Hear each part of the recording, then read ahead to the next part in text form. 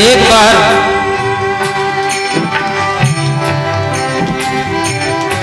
हकीकत की घटना आपको बताऊं मैं।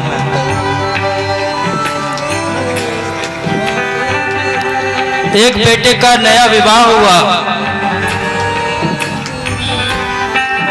नई बहू घर में आई। जैसे बहू आई तो घर में बहू की चलने लगी। उसने क्या किया, अपनी वृद्ध मां को लिया और वृद्धाश्रम छोड़ करके आ गया। अपनी धर्म पत्नी की बात मान करके वह लड़का अपनी मां को वृद्धाश्रम में छोड़ करके आ गया। और वृद्धाश्रम में मां घर में सारी सुख सुविधाओं को छोड़ करके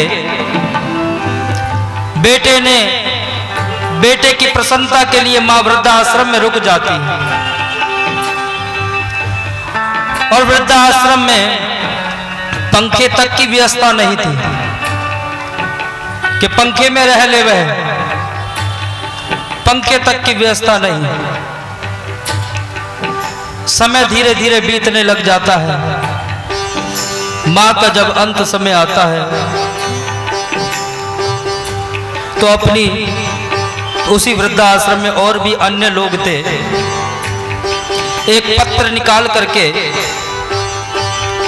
अन्य सखी को देती है कि मेरा बेटा एक दिन जरूर आएगा ना यहाँ, तो ये पत्र तुम उसको दे देना, इस पत्र को तुम उसको दे देना। यह कह करके उस माँ का तो प्राणांत हो जाता है। बेटा अपने कार्य में इतना मग्न हो गया कि जिस माँ ने उसको बड़ा किया,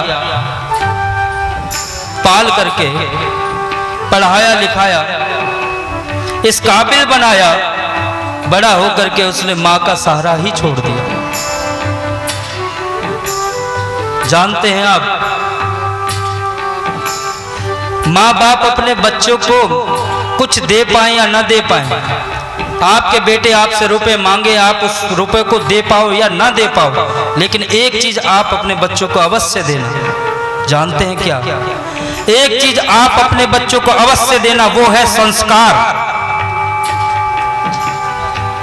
अपने बच्चों को आप संस्कार अवश्य देना।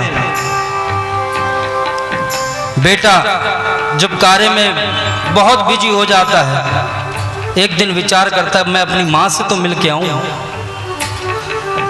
वृद्धाश्रम में जाता है बेटा, सूचना मिलती है कि अब मां रही नहीं। वह आती है दूसरी सखी, पत्र अपने बेटे को दे देती है, उस बेटे को दे देती है। और बेटा उस पत्र खोल करके देखता है तो उसमें लिखा था, बेटा इस आश्रम में है ना पंखे नहीं हैं, तुम इस आश्रम में मेरे मरने के बाद पंखे जरूर लगवा देना। क्यों? क्योंकि जब तेरे बेटे हैं ना, तेरे बेटे तुझको वृद्धा आश्रम में लेकर के आएंगे। मैं तो बिना पंखे के रह सकती हूँ, लेकिन तू बिना पंखे के नहीं रह सकता, इसलिए तू यहाँ पर पंखे की व्यवस्था जरूर करा देना। मुझे मेरा कष्ट नहीं है, अपितु तेरा कष्ट है। अगर मान ममता लुटाई न होती तो ममता मई माँ कहाई न होती। अगर मान ममता लुटाई न होती तो ममता मई माँ। भगवान कहते मैं सबका उपकार पूरा कर सकता हूं, सब भक्तों का उपकार मैं पूरा कर सकता हूं, और केवल एक जने का मैं उपकार कभी पूरा नहीं कर सकता, वो है मेरी मां। मैं अपनी मां का उपकार कभी भी पूरा नहीं कर सकता। और कोई बच्चा, सनातन धर्म के अंदर जितने बच्चे हैं, कभी भी कोई बच्चे अपनी मां का कभी कर्ज उतार ही नहीं सकते। जीवन उपरांत लगे रहे तब भी मां का कर्ज कभी नहीं उतार पाएंगे। प्रभु कहते हमें क्या पड़ी है तुमको मनाए, हमें क्या पड़ी है तुमको मनाए, हमें क्या पड़ी है तुमको मनाए, हमें क्या पड़ी है तुमको मनाए। ओ हमारा तो हक है हमें रूठ जाए, हमारा तो हक है हमें रूठ जाए। माँ से कोई भी रूठ जाए ना बच्चा, और किसी बच्चे से माँ रूठ जाए तो माँ अपने बच्चे के लिए ज्यादा देर तक रुक नहीं सकती। कितनी भी नाराज हो माँ और अपने बच्चे से मिलने के लिए भाग पड़ती है। और यदि बच्चे रूठ जाते हैं ना तो माँ को मनाने नहीं जाते, लेकिन माँ देख लेती है कि मेरा बच्चा रूठा हुआ है तो माँ सारी सीमाओं को छोड़ करके अपने बच्चों को मनाने के लिए जाती है। हमें क्या पड़ी है तुम्हें हम मनाए, हमें क्या पड़ी है तुम्हें वो मनाए। अगर माँ मना ले तो आए न होते, तो ममता मई माँ कहाँ ये न होती। अगर माने ममता लुटाई न होती, तो ममता मई माँ कहाई न हो। भगवान ने सारी सृष्टि को बना दिया ना, जब सारी सृष्टि को भगवान ने बनाया, सबको किसी ना किसी अंगों से निर्माण कर दिया भगवान ने। लेकिन माँ जब माँ के बनाने की बात आई तो प्रभु का कोई भी अंग साथ नहीं दे रहा, क्योंकि जानते हैं प्रभु कि माँ की जो ममता है वह सागर के समान है।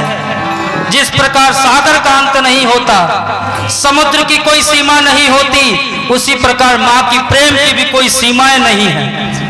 अनंत है माँ का प्रेम।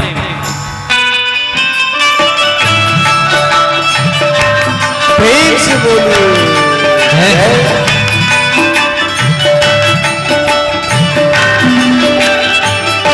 तालियों की सेवा के साथ जय जय।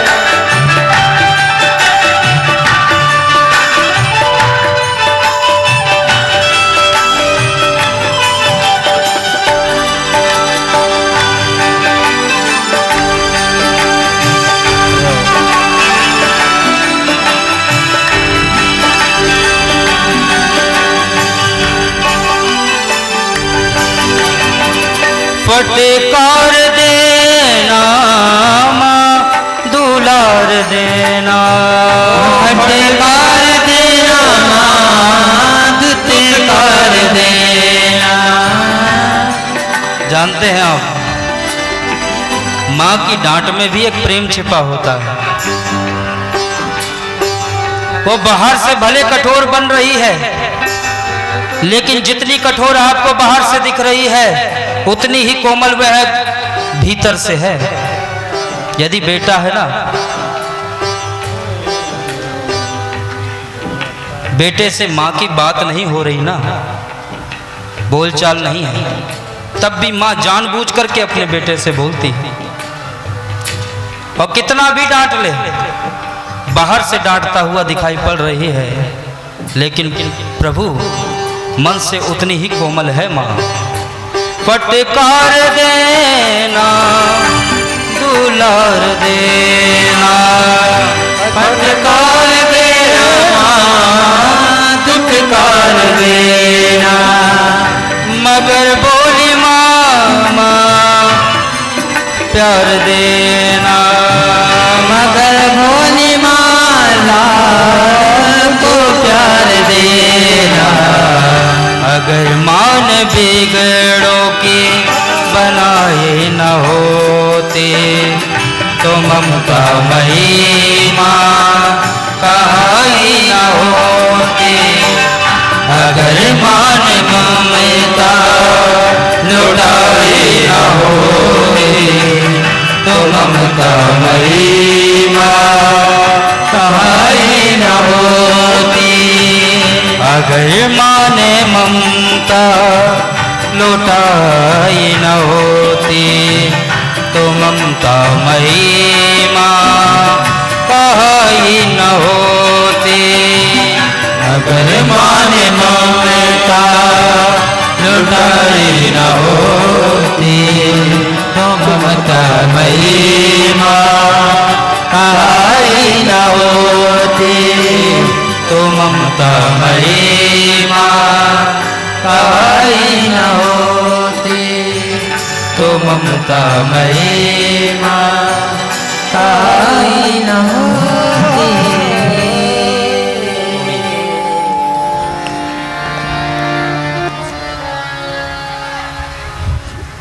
राम जी बैठ करके अपनी माँ को याद करने लग जाते हैं।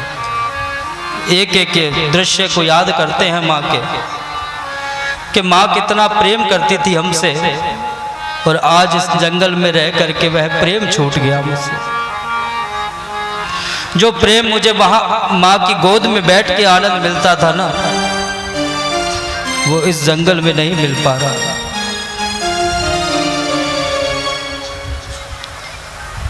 राम जी बैठे हैं शिला पे, उधर निषाद राज वापस लौट करके जब जाते हैं ना, तो देखते हैं कि सुमंत्र बैठे हुए हैं, घोड़ों को बांध रखा है, विकल बैठे हुए हैं। निषाद राज गए, सुमंत को उठाया, हृदय से लगा लेते हैं, सुमंत को समझाने लग जाते हैं। निषाद राज गुहू कहते, भाई तुम लौट के चले जाओ अयोध्या में, राजा दशरथ को कौन संभालेगा, तुम्हारे सिवा यहां है कौन, कौन सांत्वना देगा उनको, तुम लौट जाओ।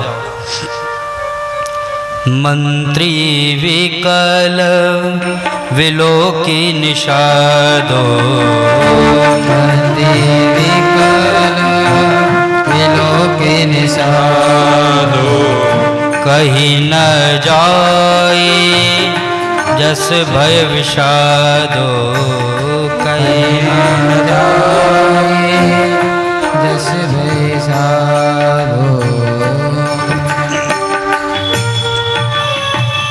विषाद से हो उठते हैं। हा राम, हा लक्ष्मण, हे सीते। सुमंत जी महाराज विलाप कर रहे होते हैं। घोड़े भी दक्षिण दिशा की ओर देख रहे हैं कि प्रभु श्री राम हमको यहीं से छोड़ के गए थे।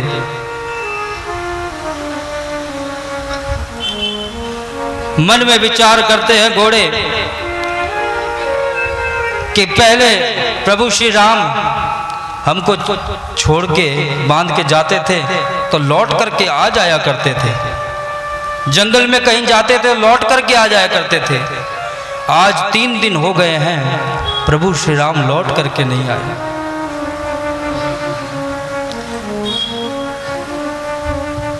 घोड़ों ने भी कुछ नहीं खाया। निषाद राज ने अपने सहयोगियों से पानी इत्यादि मंगाया, लेकिन आज घोड़े भी कुछ नहीं खाते हैं। सुमंत्र को समझाने लग जाते निषाद राज जी कि आप तो धर्म के धुरंधर हैं, आप तो सब जानते हैं, जाकर के आप राजा दशरथ को संभालिए, उनकी कुशलता देखिए।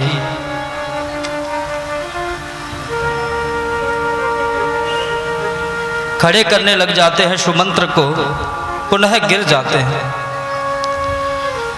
निषाद राजगुहू ने मन में विचार किया, ये ऐसे नहीं जा सकते। 2-4 सैनिक अपने सुमंत के साथ भेजते हैं। सुमंत को लेकर के सैनिक आगे बढ़ते हैं।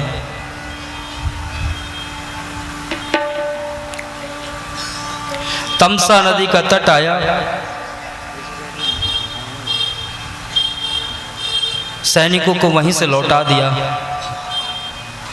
स्वयं अकेले चल पड़ते हैं अयोध्या नगरी में। सायंकाल का वक्त हो रहा होता है, रात्रि की कालिमा बढ़ गई होती है, अयोध्या में अशांति छाई हुई है। कौशल्या के महल में रथ को खड़ा करते हैं, कोप भवन में जाते हैं। सबसे पहले कौशल्या मैया से मिल करके कोप भवन में पहुंचे। मन ही मन सुमंत जी विचार कर रहे होते हैं कि मैं जा करके क्या जवाब दूंगा जब सब लोग पूछेंगे ना मुझसे, क्या तुम राम को लेकर के नहीं आए, लक्ष्मण को लेकर के नहीं आए, तुम सीता को लेकर नहीं आए, क्या जवाब दूंगा? लोग तो मुझको अभागा ही समझेंगे और यह कलंक मेरे ऊपर लगेगा महाराज कि मैं रथ में बैठा करके श्री राम लक्ष्मण जानकी जी को लेकर के गया था और जब रथ लौटा करके लाया हूं तो खाली रथ लौटा करके लाया है।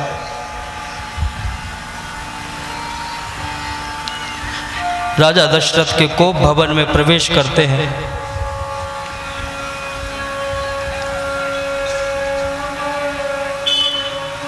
जमीन पे लेटे हुए हैं दशरथ जी महाराज।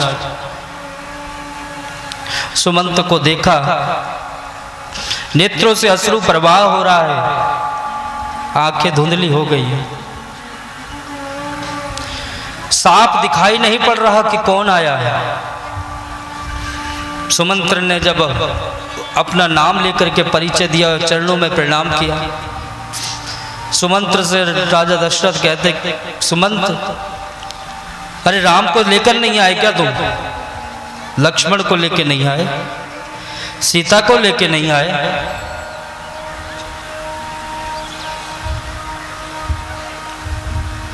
कैसे हैं वो? कुशलता पूछने लग जाते हैं राजा दशरथ।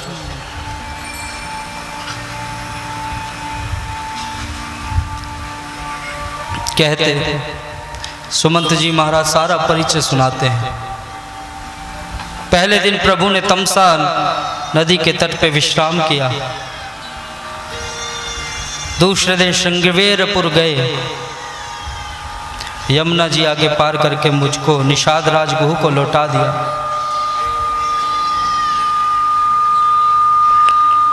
राजा दशरथ कहते, भाई तो मेरे विषय में तो कुछ कहा होगा ना, क्या कहा है तुम मुझको जल्दी बताओ। मेरे विषय में कुछ तो बोला होगा, बहुत अभागा हूं मैं, मेरे रहते मेरे राम को वन का नज़ारा देखना पड़ा, बहुत अभागा हूं। सुमंत जी ने समझाया, महाराज आप तो महाराज धर्म के धुरंधर हैं, धर्मशील हैं, आप ज्ञानी हैं, आपसे कोई बात छुपी थोड़ी है।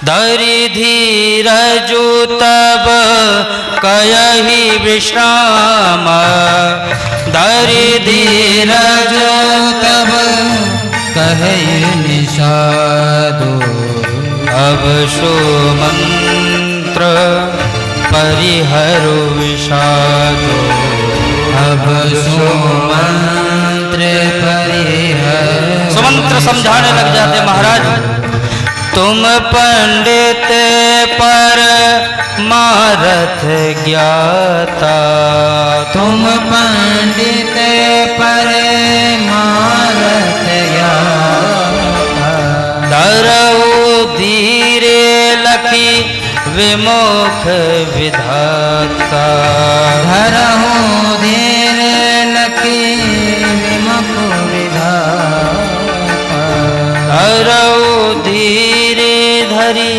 सुनो विषाद, धरहु धीरे लखी विमुख विधाता, भूप सुमंत्रो लीन और ला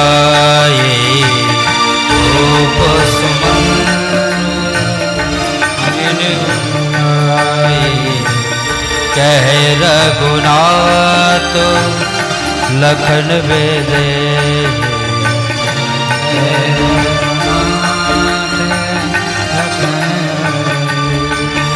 राजा दशरथ सुमंत्र जी को अपने निकट बैठा लेते हैं।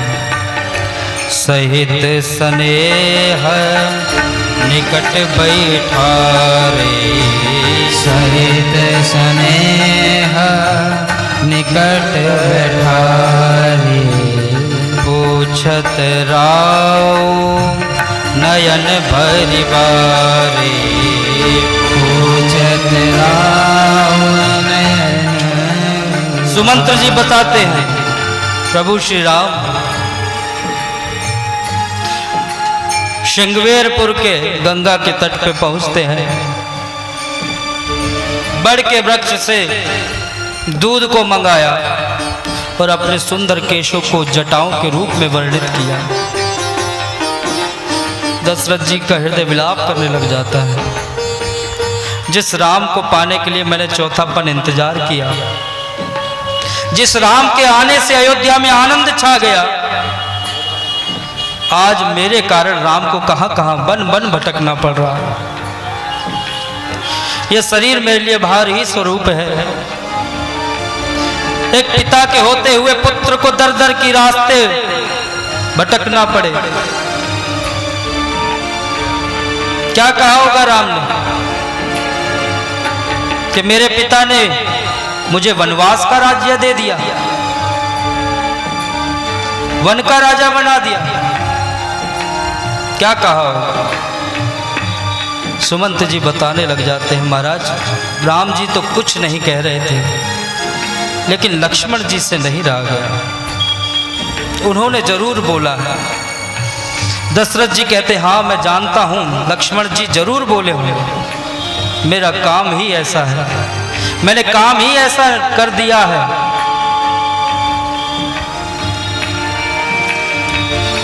होत प्रात बट क्षीरु मंगावा, होत प्रात बट क्षीरु मंगावा।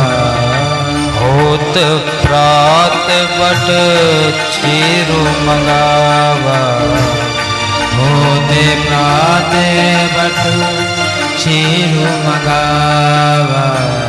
जटा मुकुट निज शीस बनावा, जटा मुकुट निज शीस बनावा। दशरथ जी कहते कुछ तो संदेश दिया होगा मेरे राम ने। निषाद सुमंत जी बताने लग जाते हैं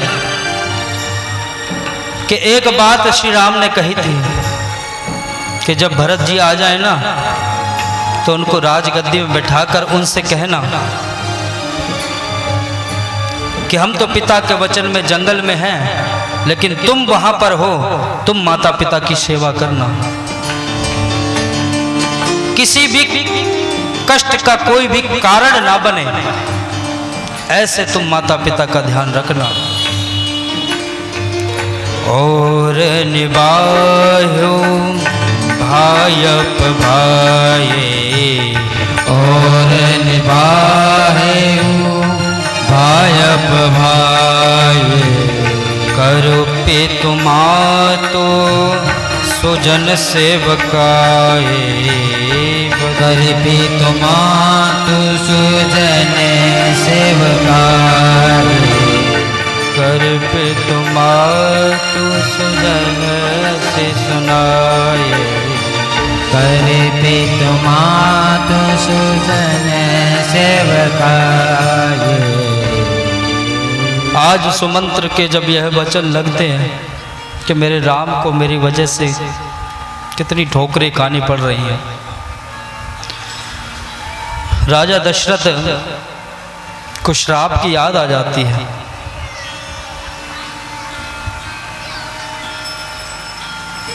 सारी रानियां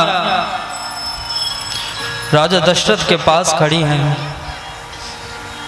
और श्राप की याद आ जाती है कि उन माता पिता श्रवण कुमार के माता पिता का श्राप याद आ जाता है। कहा था उन्होंने कि जब तुम्हारी मृत्यु होगी ना तो तुम्हारे चारों पुत्र तुम्हारे पास नहीं होंगे।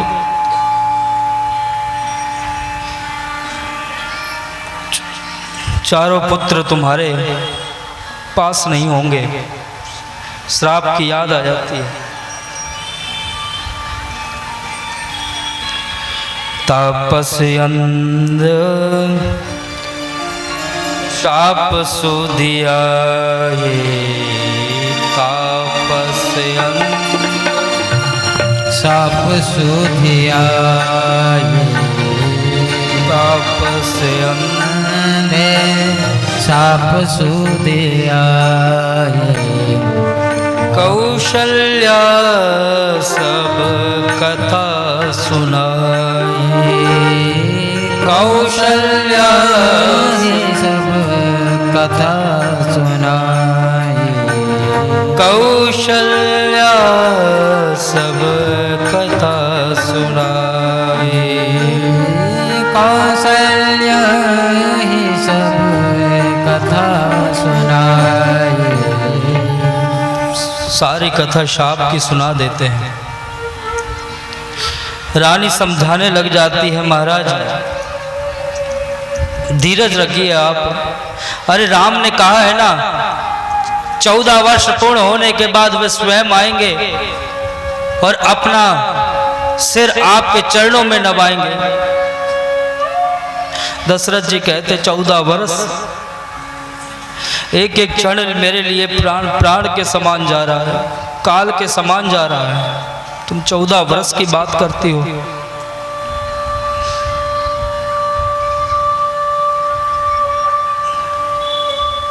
बहुत दिन होते हैं 14 वर्ष। विलाप करने लग जाते हैं दशरथ जी महाराज, नेत्र सजल हो जाते हैं।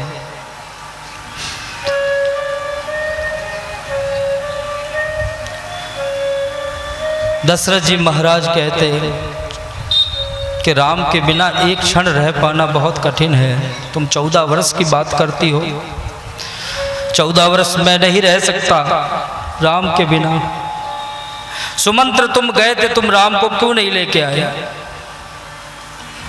तुम उनको नहीं लेके आए, लक्ष्मण को लेके आते। तुम लक्ष्मण को भी नहीं ला पाए। तुम जानकी को लेकर के आते। बहुत सुकुमारी है जानकी, वह जंगल की यातनाएं नहीं देख पाएगी। तुम उसको लेकर के आते। गए तो तुम 3 लोग को साथ लेके गए थे, लेकिन तुम रथ खाली हाथ लेकर के आए हो। प्राण कंठ में आ गए दशरथ जी महाराज के। रानियां सांत्वना देने लग जाती हैं।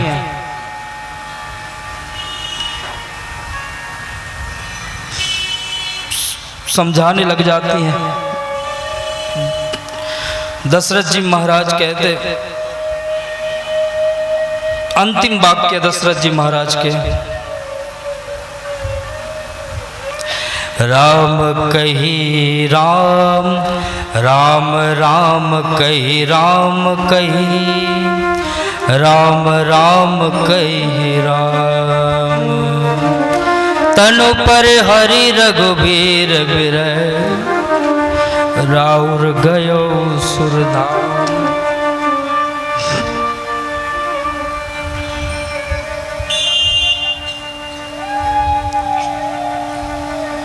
कीर्तन कर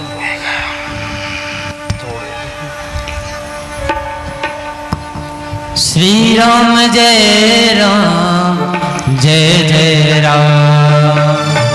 श्री राम जय राम, जय जय राम। श्री राम जय राम, जय जय राम। श्री राम जय राम, जय जय राम। श्री राम जय राम, जय जय राम। श्री राम जय राम, जय जय राम। श्री राम जय राम, जय जय राम।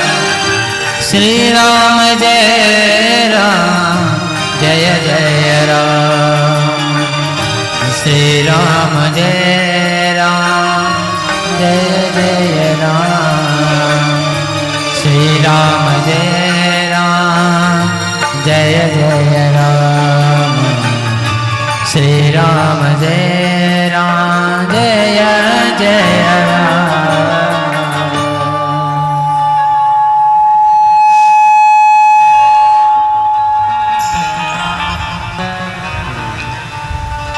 प्रेम से बोलेंगे जय श्री राम। दशरथ जी अपने प्राणों का त्याग करते हैं। राम राम कही राम, राम कही राम, राम राम कह करके अपने प्राणों का त्याग कर देते हैं। जियन मरण फलु दशरथ पावा, अंड अनेक अमल जसु छावा। परम सौभाग्य दशरथ जी महाराज का पुत्र के रूप में राम स्वयं आए और अंत समय भी राम शब्द मुंह से निकला।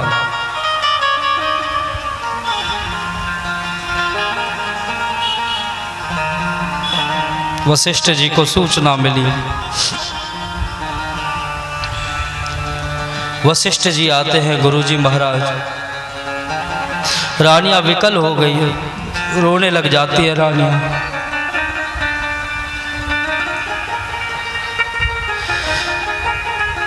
रो करके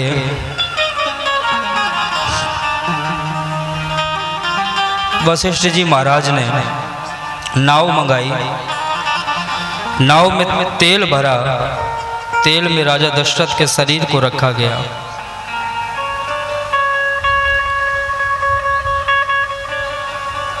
और गुरुजी ने कुछ सैनिक भेजे, जाओ भरत को जल्दी सूचना दे करके आओ, जल्दी लेकर के आना। सैनिक जाते हैं भरत जी को लेने के लिए। बहुत अपशकुन होने लग जाते हैं भरत जी को।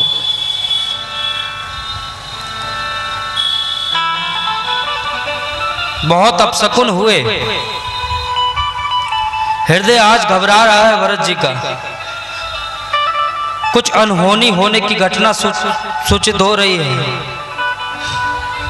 लेकिन विचार कर रहे हैं, सोच रहे होते हैं बैठे बैठे। यही विधि सोचते भरत मन धावन पहुँचे आए। गुरु अनुशासन श्रवण सुनी चले गणेश मनाए।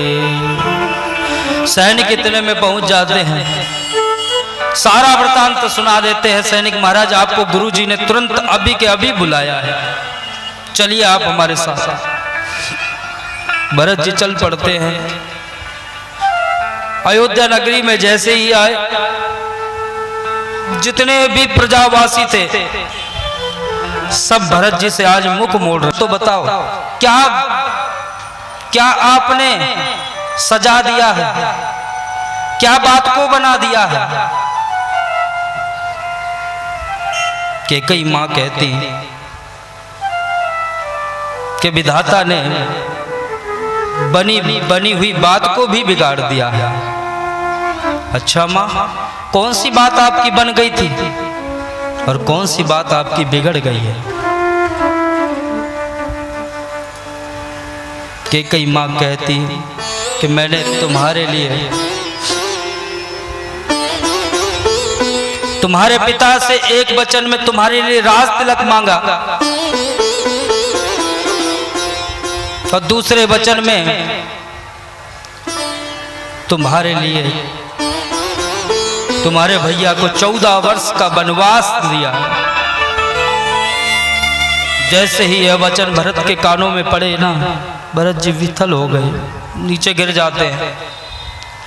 उठ करके जैसे खड़े हुए तो मां ने तीसरा वचन भी कह दिया कि राम जी के विरह में है ना, तुम्हारे पिता ने भी शरीर का त्याग कर दिया।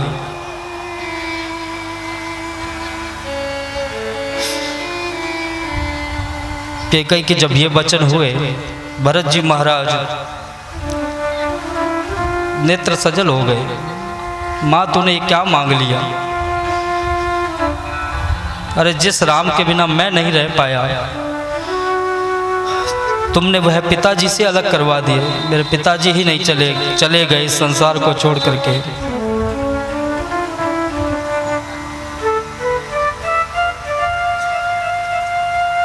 शत्रुघ्न को क्रोध आता है, मंत्रा दिखाई पड़ जाती है, जोर से उसको लात मारते हैं, दूर जाकर के गिरती है। भरत जी महाराज, शत्रुघ्न जी महाराज आते हैं, कौशल्या मैया के पास जाते हैं, मन में विचार कर रहे होते हैं, ना जाने माँ मुझे अपनाएगी कि नहीं अपनाएगी। कितना बड़ा पाप हो गया मुझसे, कितना बड़ा अपराध कर दिया है मैंने। मेरी वजह से भैया श्री राम को वन जाना पड़ा, मेरी वजह से पिताजी इस संसार को छोड़ के चले गए। मुझ जैसा अभागा और इस दुनिया में कौन होगा। माँ ने जब देखा तो भरत जी की दृष्टि माँ की बिंदी पर पड़ती है, माँ के सिंदूर पर पड़ती है। जब दोनों नहीं पाते रोने लग जाते हैं।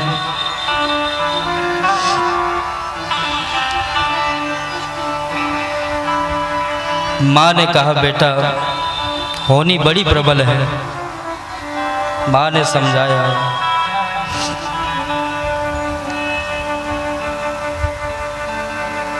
माँ से भरत जी कहते माँ चिंता मत करो, मैं प्रातःकाल होते ही अपने भैया श्री राम को वापस लेकर के आऊंगा, तुम विलाप मत करो माँ।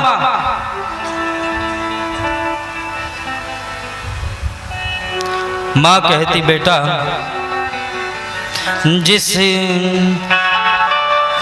जिसके हृदय का टुकड़ा 14 बरस को जाए, तुम ही भरत बताओ उसे नींद कैसे आए। तुम ही भरत बताओ उसे नींद कैसे आए। जिसके हृदय का टुकड़ा 14 बरस को जाए, तुम ही भरत बताओ नींद कैसे आए। तुम ही भरत बताओ माँ कहती भरत जी से आए। बड़े प्यार से तो मैंने अपने राम को था पाला, बड़े प्यार से था मैंने अपने राम को था पाला। कैसा हुआ है मेरे राम का देश निकाला, कैसा हुआ है मेरा देश निकाला। क्या था कसूर उसका कोई मुझे बताए। क्या था कसूर उसका कोई मुझे बताए। क्या था कसूर उसका कोई मुझे बताए। क्या था कसूर उसका कोई मुझे बताए। जिसके हृदय का टुकड़ा 14 बरस को जाए, तुम ही भरत बताओ उसे नींद कैसे आए। तुम ही भरत बताओ उसे नींद कैसे आए।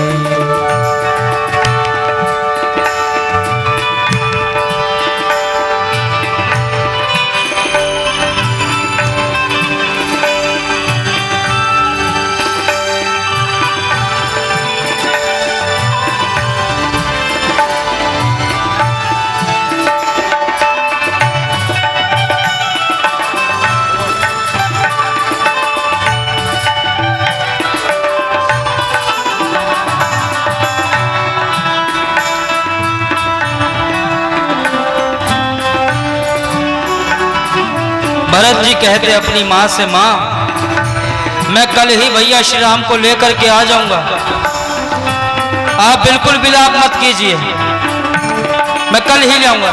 कल कल की देखो कलपति, कब आएगा वो फिर कल।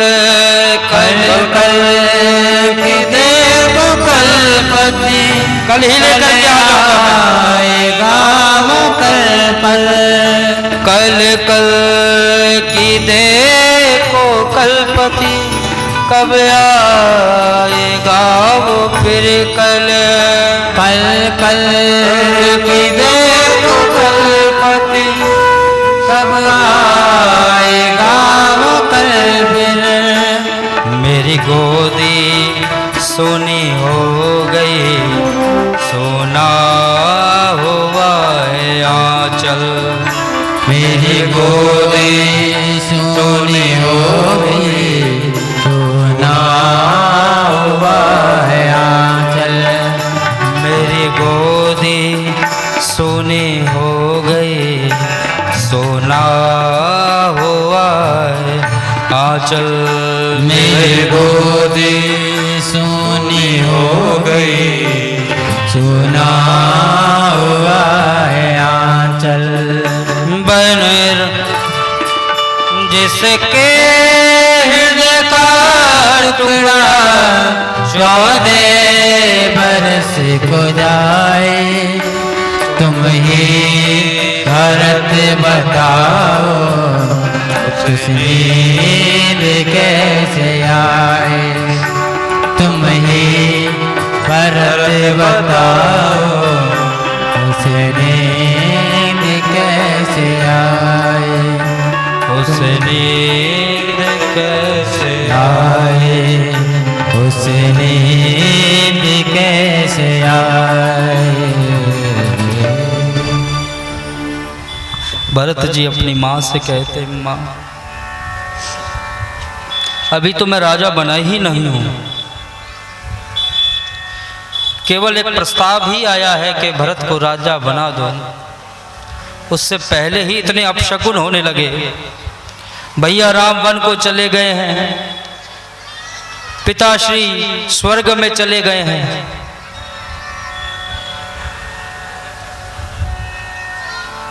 और मुझे आप लोग राजा बनाना चाहते हो। मेरे लिए इतना अपराध कर दिया। अरे जिसका नाम आते ही अयोध्या के अंदर इतना अपशकुन होने लगा।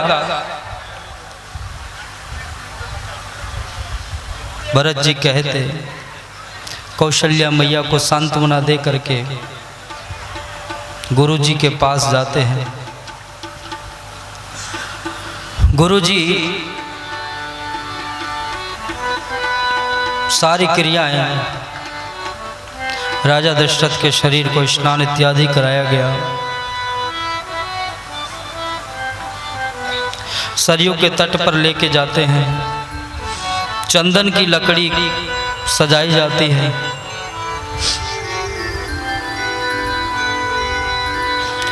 नृप तनु वेद वेदिते अनवावा,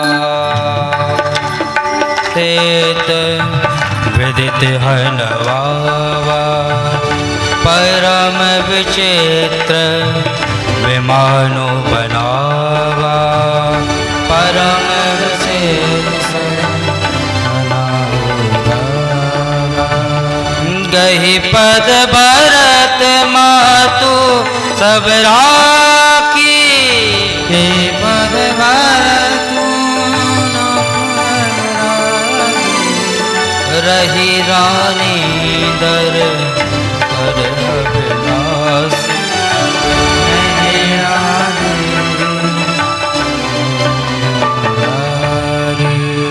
चंदन अगर बार बउआए,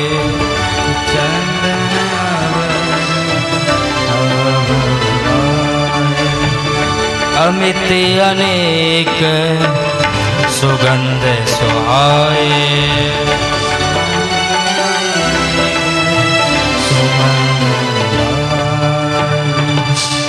सरयू के तट पर चंदनों की सैया को तैयार किया गया। राजा दशरथ के शरीर प्रभु के परम धाम को जाते हैं। एकांत पाकर वशिष्ठ जी महाराज ने भरत जी को बैठाया, समझाने लग जाते हैं।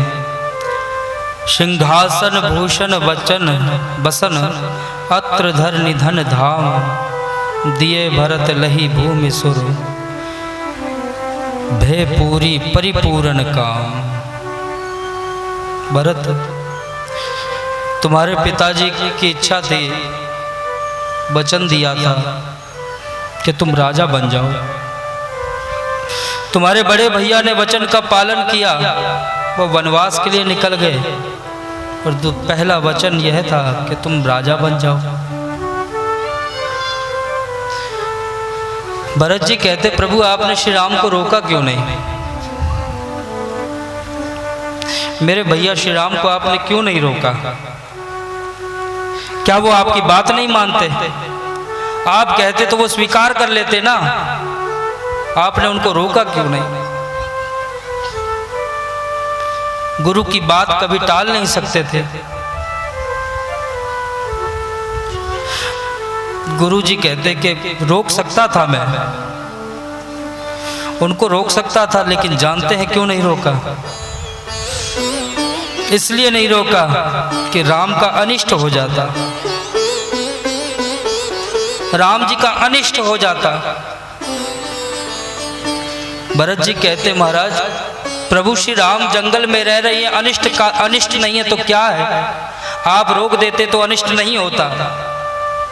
गुरु जी कहते, इसलिए नहीं रोका क्योंकि राजा दशरथ राम जी की सौगंध खा चुके थे।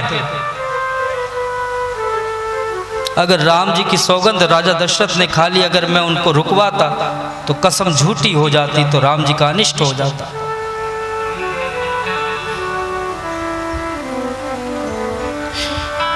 भरत जी कहते कि गुरु जी,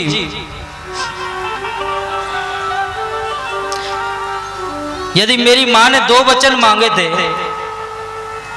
तो आपने पहला वचन पहले क्यों नहीं होने दिया? मेरी मां ने 2 वचन मांगे थे, पहला भरत जी को राज तिलक, दूसरा राम जी को वनवास। तो सिद्धांत ये कहता है कि जो पहले मांगा है पहले उसको पूरा करना चाहिए था, आपने दूसरे वाले को पहले पूरा क्यों होने दिया? गुरु जी, अगर आप पहले वाला पूरा होने देते ना तो मैं राज गद्दी पे बैठ जाता ना, तो सबसे पहले इस वचन को रोकता और भैया श्री राम को राजगद्दी में बैठा करके उनका मैं आपसे तिलक करवा देता। आज ये अयोध्या में अनिष्ट होता ही नहीं यदि मैं राजा बन जाता तो।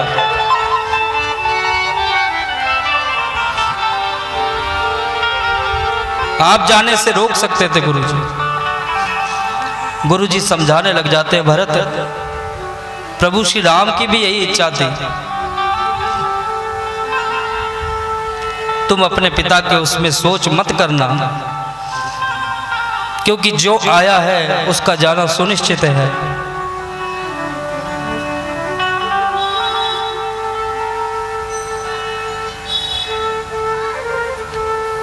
किसी राह में किसी मोड़ पर कहीं चल न देना तू छोड़ कर, मेरे हम सफर, मेरे हम सफर, मेरे हम सफर, मेरे हम सफर, किसी राह में किसी मोड़ पर कहीं हमें किसी मोड़ पर कहीं चल न देना तो छोड़ कर, मेरे हम सफर, मेरे हम सफर, मेरे हम सफर, मेरे हम सफर। वशिष्ठ जी समझाने लग जाते हैं कि राजा दशरथ के वचनों को राम जी ने पालन किया तो तुम भी पालन करो ना, सोच मत करो। किस बात का सोच कर रहे हो? अरे सोचनीय तो वह राजा है जो राजा पद पा करके प्रजा की सेवा नहीं करता। सोच तो उस ब्राह्मण को करना चाहिए जो विद्या पा करके विद्या का दान नहीं करता। सोच तो उस नारी को करना चाहिए जो पतिव्रत में है लेकिन अन्य पुरुष पे नजर डालती है। सोच तो उस धनवान व्यक्ति को करना चाहिए, धन तो बहुत है लेकिन धर्म के कार्य में धन नहीं निकलता, उसको सोच करना चाहिए। अरे सोच उस मुनि को करना चाहिए जो तपस्या के लिए आए थे लेकिन संसार का कार्य करने लगे। इन सब को सोच करना चाहिए। राजन, यह तुम्हारे लिए सोचनीय नहीं है, इसलिए अपने पिता के वचनों को स्वीकार करो और तुम गद्दी पे बैठ जाओ।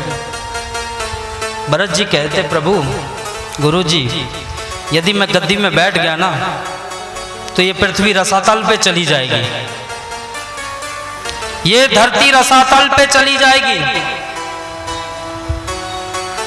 वशिष्ठ जी ने कहा कि ये कैसे धरती रसातल पे कैसे चली जाएगी?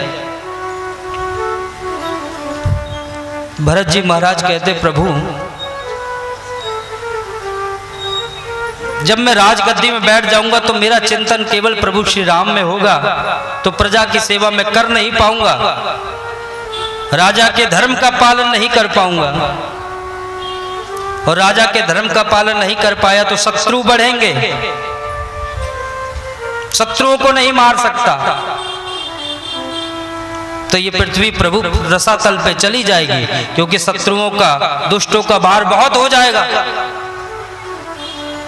इसलिए प्रभु मैं इस गद्दी पे नहीं बैठ सकता। मैं आपसे कह रहा हूं कि कल प्रातःकाल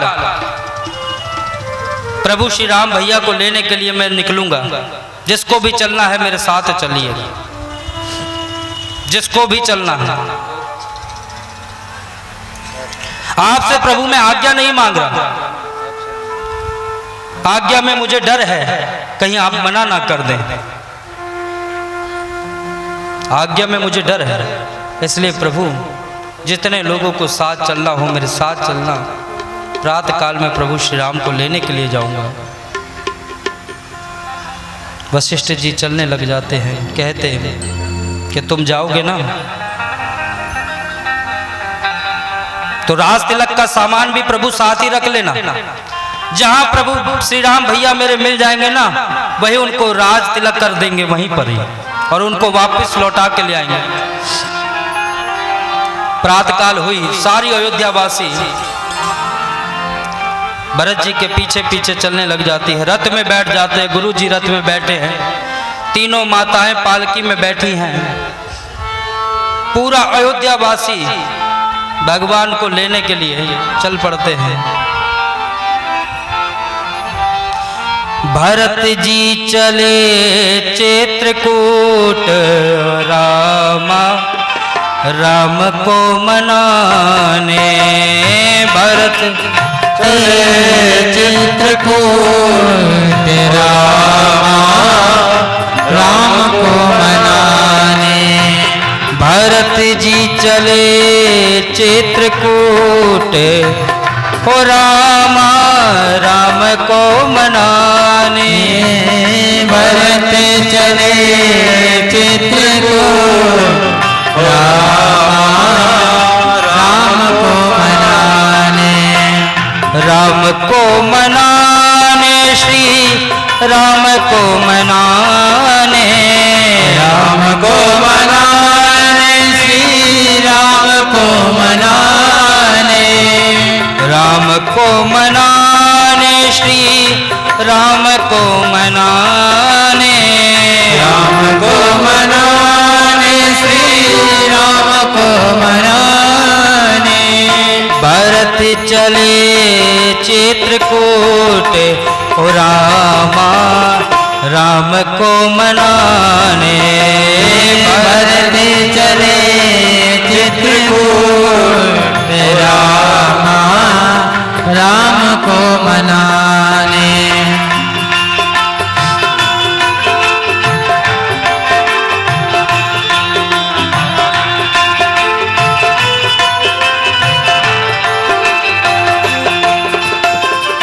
जय हो।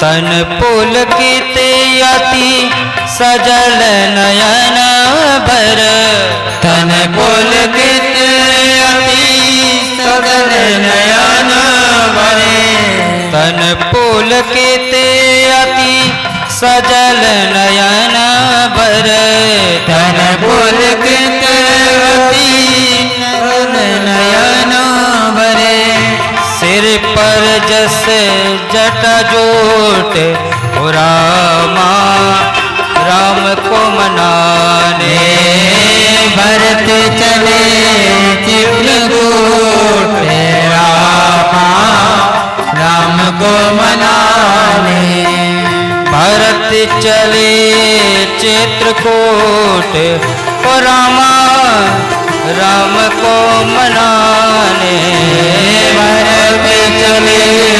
चित्रकूट रामा राम को मनाने।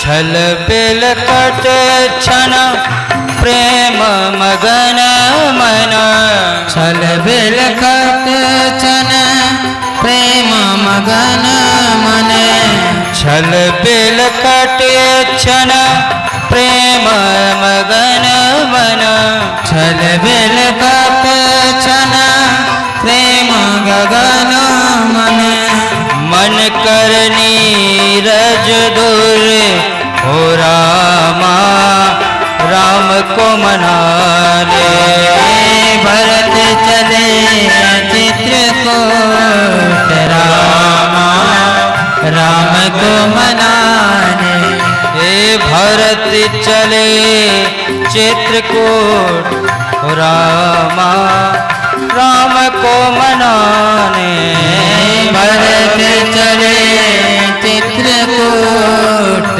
रामा राम को मनाने।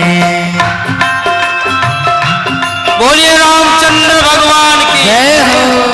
ताली की सेवा करते हुए बड़े प्रेम से।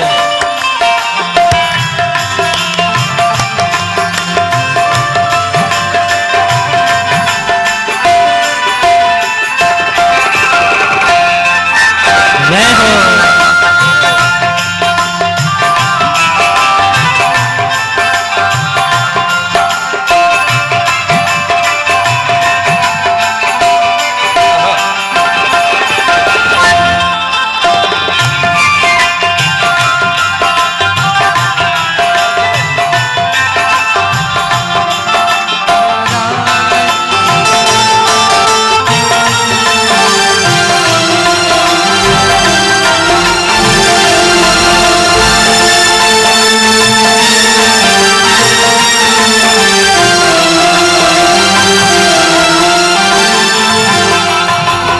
दास देवेंद्र अचरज सुमिरत, दास देवेंद्र अचरज सुमिरत, दास देवेंद्र अचरज सुमिरत, दास देवेंद्र अचरज सुमिरत, लाखों जन्म कर लूट हो रामा राम को मनाने भरत चले चित्रकूट रामा राम को मना। पूरी अयोध्या वासी भरत जी महाराज के पीछे पीछे चलने लग जाते।